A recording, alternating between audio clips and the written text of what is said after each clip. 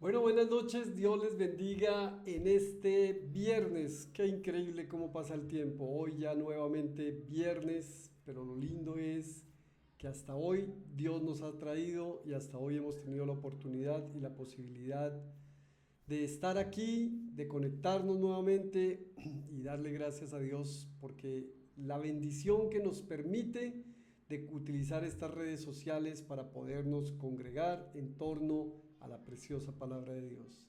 Yo quiero invitarlos esta noche bajo un concepto que me parece muy importante y que creo que habla muchísimo a nuestras vidas en estos tiempos y está relacionado con el cuidado que debemos tener con la idolatría.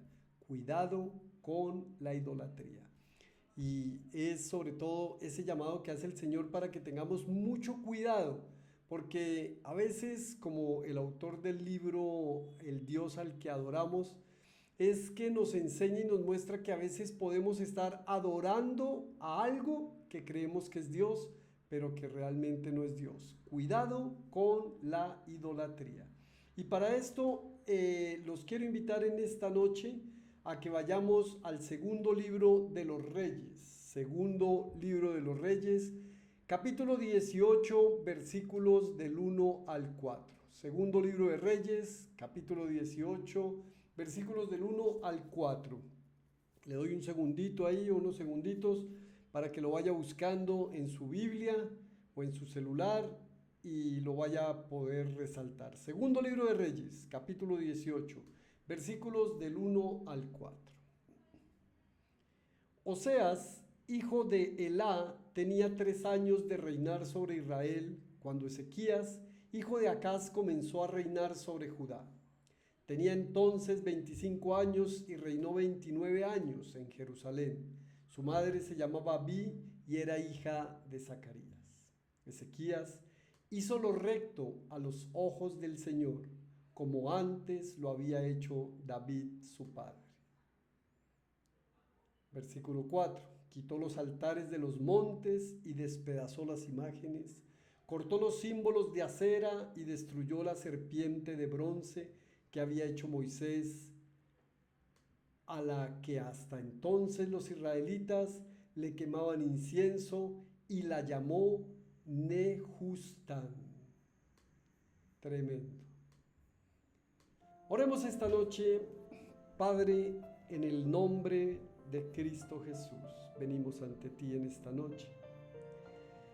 Primero regocijándonos en tu presencia, dándote gracias, acogiéndonos a tu preciosa palabra en la que nos enseñas que por nada debemos estar angustiados, sino por el contrario, debemos orar a ti y presentarnos ante ti con nuestras peticiones en oración, en ruego, en acción de gracias. Señor, estamos seguros que estás con nosotros, sabemos que habitas en medio de nosotros y sabemos que eres un Dios todopoderoso, grandioso, pero también eres un Dios cercano, que estás con nosotros, que nos guardas, nos proteges. Habla nuestras vidas, Señor. Permítenos entender y comprender el propósito por el cual nos das tu palabra en este tiempo. En el nombre de Cristo Jesús. Amén. Amigos, y he traído este pasaje pues muy a pesar, por supuesto, de todo lo que viene sucediendo a nuestro alrededor y la forma como vemos que se presentan las circunstancias día a día en las que más podemos estar acercándonos a la idolatría y podemos estarnos alejando de las cosas que realmente le importan a Dios. Mira, idolatría en el Antiguo Testamento era o de acuerdo a lo que enseña la palabra del Señor, está relacionado con la adoración a falsos dioses. Esa era la idolatría y se hacía de diferentes formas o de diferentes maneras a través de imágenes, creaban imágenes y pues por eso son falsos dioses, porque toda imagen creada con manos de hombre es un falso dios. No sé si me estés entendiendo. No pretendo, por supuesto, señalar a nadie, ni por el contrario, lo único que quiero es que tengamos cuidado con la idolatría. Ojo al Dios al que estemos adorando. El Nuevo Testamento incluso amplía el concepto de idolatría a la glotonería y a las actitudes relacionadas con la codicia. Eso nos enseña también el Nuevo Testamento. Entonces, por eso es tan importante que tengamos cuidado con la idolatría. Y el Señor me ha venido hablando a través de esta palabra y me presenta al rey Ezequías. El rey Ezequías, pues ustedes conocen la historia del pueblo de Israel. El pueblo de Israel se había dividido en el reino del norte y el reino del sur. Y mira cómo comienza el versículo 18 diciendo: Oseas, hijo de Elá, tenía 3 años de reinar sobre Israel. Entonces ese es el reino del norte, Israel. 10 tribus estaban siendo reinadas por Oseas, este rey de Israel. Cuando Ezequías, hijo de Acaz, comenzó a reinar sobre Judá. ¿Ya me estás comprendiendo? Entonces, en el reino del norte estaba reinando Oseas y en el reino del sur comenzaba a reinar Ezequías. ¿Y cuáles son estos dos reinos? La suma de estos dos reinos, pues, es el reino de Israel, que se había dividido gracias a los pecados cometidos por Salomón, hijo de David. Recuerda que Salomón se desvió del camino y el pecado mayor que cometió Salomón fue el de la idolatría. Se dedicó a adorar dioses falsos, se dedicó a adorar dioses que no era el Dios verdadero. Y por esa razón Dios permitió que se dividiera el reino, pero bueno, o solamente esto a manera de contexto para que podamos ubicarnos en el pasaje. Dice, versículo 2, tenía entonces 25 años. ¿Quién? Ezequías. Y reinó 29 años en Jerusalén, o sea, un tiempo prolongado. Pero me encanta lo que sigue a continuación. Dice, Ezequías hizo lo recto a los ojos del Señor, como antes lo había hecho David su padre. Ezequías hizo lo recto. Mira, Acaz, el papá de Ezequías, era un mal rey. Había sido un rey que se había apartado de los caminos de Dios. Era un rey que no seguía ni promulgaba lo que Dios les había enseñado, les había establecido a través de Moisés. Se había apartado del camino de Dios. ¿Y por qué me parece tan importante la vida del rey Ezequías? Porque es que a veces nosotros podemos tener mal ejemplo, podemos recibir el mal ejemplo de pronto de nuestros padres. Gracias a Dios yo tuve unos padres piadosos, unos padres que me enseñaron muchísimos principios y muchísimos valores, pero muchas personas pueden no tenerlos. Entonces, por no tenerlos, entonces siguen el camino de sus padres, se alejan del camino de Dios.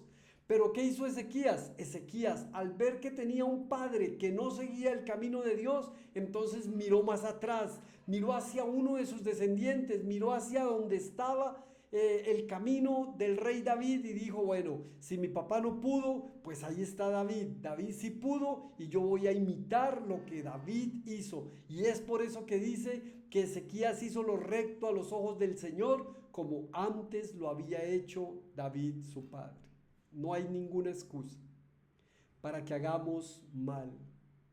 No hay ninguna excusa que justifique que no lo estamos haciendo simplemente porque es que así me trataron, es que yo trato mal a mi esposa, yo trato mal a mis hijos, es que yo los abandono, es que yo soy borrachín, es que yo hago esto, yo hago lo otro, porque es que así era mi papá, porque es que así me enseñaron. O muchos quieren justificarlo porque es que a mí es que yo no tuve un papá, porque es que yo no tuve alguien que me direccionara. No, no tienes excusa. Busca siempre, porque siempre vas a encontrar cerca de ti alguien a quien puedes imitar. No te vayas a quedar con el concepto del error de otros para justificar tu propio error. Por eso, qué importante es que hagamos lo recto ante los ojos de Dios. Si hay algo que Dios quiere que hagamos nosotros, es lo recto ante sus ojos. ¿Cómo así? Hablábamos hace unos días acerca de los errores. Sí, podemos cometer errores. De hecho, Dios sabe que vamos a cometer errores. El tema es, ¿dónde está tu corazón? ¿Tu corazón está en querer errar o tu corazón está en querer no hacer las cosas mal, sino más bien agradar a Dios? ¿Sabes qué significa pecado? Pecado significa errar al blanco. Es como cuando un arquero lanza una flecha y entonces la flecha pega fuera del blanco. Eso es pecado, o es la definición de pecado. Es errar al blanco. Errar al blanco quiere decir que no pudiste agradar a Dios. Pecado es cuando te apartas de Dios, cuando te sales del blanco. Por eso no tenemos disculpa. Ezequías hizo lo recto a los ojos del Señor. Y el Señor estaba allí, en cualquier lugar en donde Ezequías estuviera, porque a veces creemos que podemos hacer determinadas cosas y nadie nos va a ver. Ten mucho cuidado. Cuídate de la idolatría. Cuídate del Dios al que estás adorando. Y por eso es tan importante que hagamos lo recto a los ojos del Señor, como antes lo había hecho David, su padre. Si por alguna razón dices, no encuentro en un hombre a alguien a quien yo pueda seguir, pues entonces te invito a que vayas a la Escritura. Ve a la Escritura, que aquí en la Escritura vas a encontrar muchos hombres, pero también vas a encontrar a Jesús, el Dios hecho carne, el Dios que no cometió pecado, el hombre que no cometió pecado, el hombre que nos da ejemplo de diferentes maneras de actuar y de diferentes maneras de comportar y que nos enseña cómo hacer lo recto ante los ojos del Señor. Qué lindo es nuestro Señor, que nos dejó además su palabra para que a través de ella podamos encontrarnos con Él y podamos, si hay vacíos en el contexto en el que nos movemos, en nuestro hogar, en nuestra familia, podamos llenarlos a través de la palabra de Dios. Continúa el pasaje, versículo 3. Entonces, el primer punto está relacionado con que no tenemos excusa para no adorar a Dios. No tenemos excusa para hacer lo malo. No tenemos ninguna excusa. Para hacer lo bueno, tenemos que hacer lo bueno. Tenemos que agradar a Dios. No hay ninguna excusa. El versículo 4 dice, quitó los altares de los montes y despedazó las imágenes. Cortó los símbolos de acera. Mira esto. Quitó los altares de los montes. ¿Qué significa esto? Habían montes. Recuerda que el monte simboliza la presencia de Dios.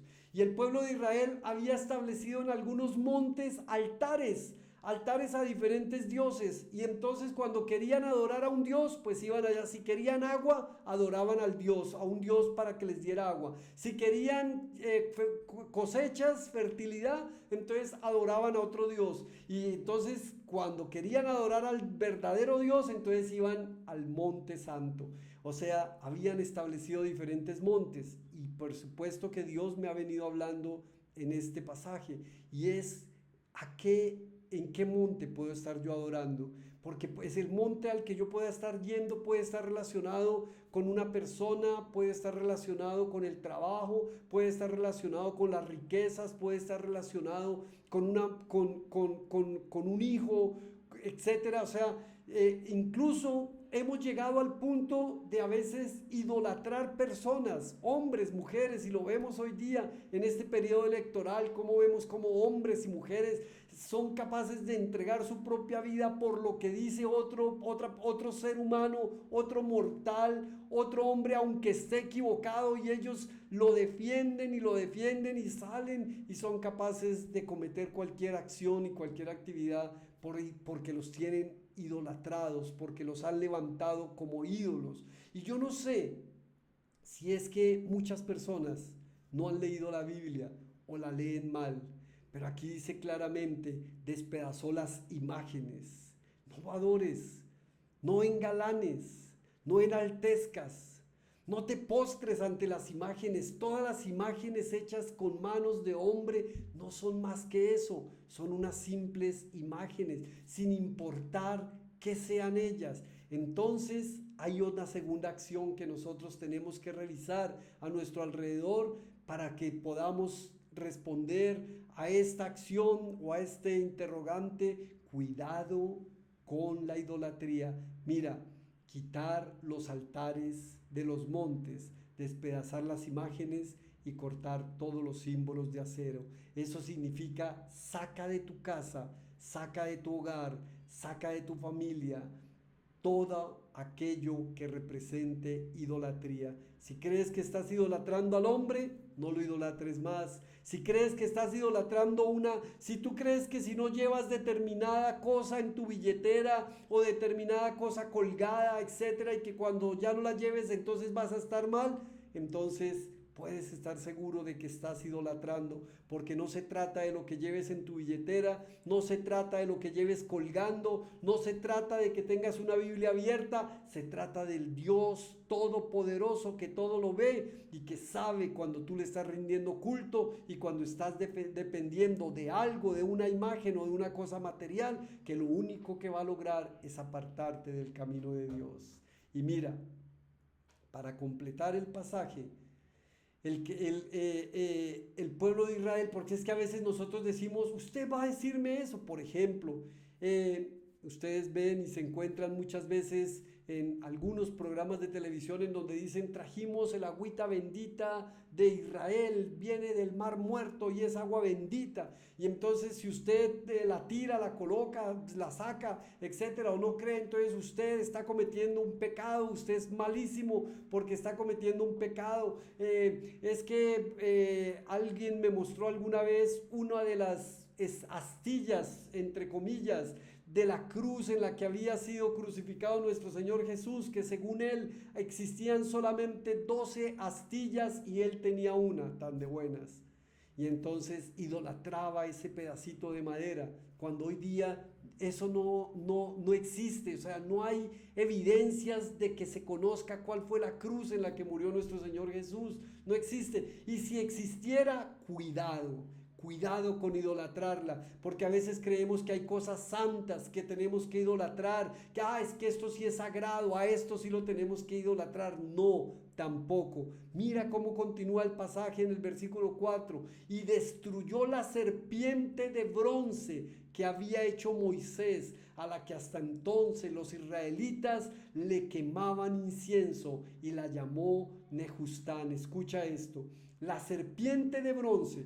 Cuando el pueblo de Israel se había rebelado contra Dios, y las serpientes estaban matando a los israelitas en medio del desierto, los mordían, eran serpientes venenosas, y estas serpientes y estos hombres caían inmediatamente fulminados por el veneno de las serpientes y morían. Y Moisés vino una vez más e intercedió ante nuestro Señor y le dijo: Señor, ayúdame, ¿qué hago? Y Dios le dijo: ok, entonces levanta una serpiente de bronce y colócala bien alto, y cuando los israelitas sean mordidos por esa serpiente, todo aquel que vea hacia la serpiente o hacia esta asta en donde está la serpiente, entonces vivirá. Wow. Era un presagio, era una premonición, era un tipo de lo que sucedería unos años, muchos años más adelante con relación a nuestro Señor Jesucristo. Precisamente eso mismo dice Jesús en el Evangelio de Juan, cuando está hablando allí con Nicodemo. Le está diciendo que así como la serpiente en tiempos de Moisés fue levantada, conviene que el Hijo del Hombre sea levantado, o sea, crucificado, y que todo aquel que mire hacia él entonces pueda creer y no se pierda y sea salvado. Esta asta simbolizaba la crucifixión de nuestro Señor Jesús. ¿Y qué hizo Ezequías? La destruyó. No permitió que se quedara allí dentro del pueblo de Israel, porque le estaban rindiendo idolatría, porque le estaban rindiendo adoración. Y aunque significara, aunque fuera un símbolo tan tremendamente importante, y aunque marcara para hacia nuestro Señor Jesucristo, no merecía ser idolatrado. Cuidado con la idolatría. Creo que es tiempo de que nos despojemos de tanta idolatría. ¿Qué tanto idolatras tu celular? ¿Qué tanto idolatras tu computador? ¿Qué tanto idolatras tu televisor? ¿Qué tanto idolatras tu carro, tu casa? Que vemos personas que puede suceder lo que sea alrededor suyo, pero mi carro ni me lo miren porque se me ensucia, no lo quieren mover, no lo quieren sacar, lo quieren tener allí guardadito y lo ves con además de que está en el garaje encerrado, también le ponen una pijama para que no tenga frío, no sé para qué, etcétera. No está mal, no te estoy criticando ni te estoy juzgando, te estoy diciendo ten mucho cuidado con la idolatría, porque Dios no quiere que seamos idólatras. Al único que le podemos rendir adoración es a Dios. Y hoy es viernes, y como viernes es un lindo día para rendirle adoración al Dios verdadero, para despojarnos de todo aquello que nos pueda apartar de Él, que no haya absolutamente nada. Mira, para concluyamos de esta manera. Lo primero que tenemos que hacer es hacerlo recto ante los ojos de Dios. Hacerlo recto ante los ojos de Dios demanda entrega, demanda comunión, demanda buscar la presencia de Dios, demanda dirección, demanda que le pidamos a Dios ayuda, que le busquemos, y cuando lo buscamos lo vamos a encontrar. Entonces podemos hacerlo recto ante los ojos de Dios. Segundo, tenemos que eliminar todo aquello, objetos, elementos, imágenes, todo aquello a lo que podamos estar adorando, incluso aquellas cosas intangibles que no se ven físicamente, pero que hacen parte de nosotros, como nuestro trabajo o como nuestras cosas materiales de pronto. Y tercero, aunque las cosas parezcan ser sagradas, ten mucho cuidado, porque no hay nada hecho con manos de hombre que sea sagrado. Lo único que es sagrado es nuestro buen Dios. Él es sagrado, Él merece la adoración, Él es el único. Por eso el libro de Apocalipsis revela que Jesucristo es el único que merece toda la gloria, toda la honra, todo el poder, toda la adoración, toda la majestad, toda la fortaleza. Es para nuestro Señor y nuestro buen Dios. Oremos esta noche. Padre precioso, en el nombre de Jesús en esta noche te damos gracias por tu palabra, por la oportunidad que nos das de congregarnos, de venir a ti, Señor, y que sea a nosotros abiertos nuestros ojos, porque en un momento, en un mundo y en un tiempo como en el que estamos, nos encontramos con tanta idolatría alrededor. Hombres que idolatran hombres, hombres que idolatran jugadores, cantantes, políticos, jefes, etcétera, esposos, hijos, etcétera, etcétera. Y hoy, Señor, nos presentas la necesidad que tenemos de hacer lo bueno ante tus ojos. Ayúdanos, Señor.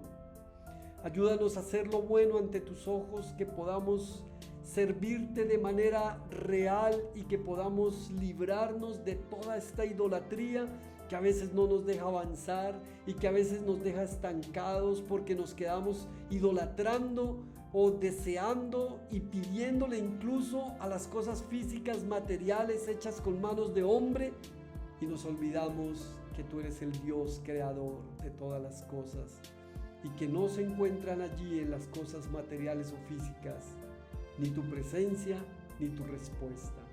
Padre, oramos a ti, porque incluso a veces podemos pensar y estar equivocados que son cosas sagradas, y por ser cosas sagradas las queremos manejar y tratar con mucho cuidado y terminamos idolatrándolas, Señor. Ayúdanos para que nuestra adoración solamente sea dada a ti y únicamente a ti, Señor. Gracias por este tiempo, por la oportunidad que nos das de congregarnos y porque, Señor, tú eres bueno, tú eres grande, tú eres misericordioso y nos has permitido hasta el día de hoy estar aquí. En el nombre de Jesús, Señor, te pedimos que bendigas a todas y a cada persona que está conectada en esta noche.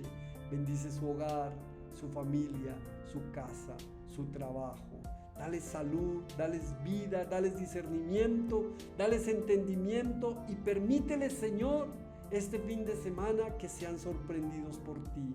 Padre, sorpréndenos en este fin de semana, en el nombre de Cristo Jesús. Amén. Amigos queridos, Dios les bendiga, que tengan un bonito fin de semana. que todos aquellos que tienen la oportunidad de ir a votar lo hagan por el candidato que ustedes consideren que es el candidato más idóneo. Vayan, háganlo, participen. Por supuesto, tenemos que orar porque Dios nos dé el discernimiento y nos dé la capacidad para tomar la decisión adecuada, pero la palabra de Dios nos enseña por qué candidato debemos votar. Si conoces la palabra de Dios, sabes por qué candidato debes votar. Que Dios les bendiga, nos vemos el día lunes, ya que, ya que es festivo, entonces no nos conectaremos el día domingo, sino el día lunes, para comenzar la semana. Chao, chao, bendiciones para todos, gracias por acompañarnos.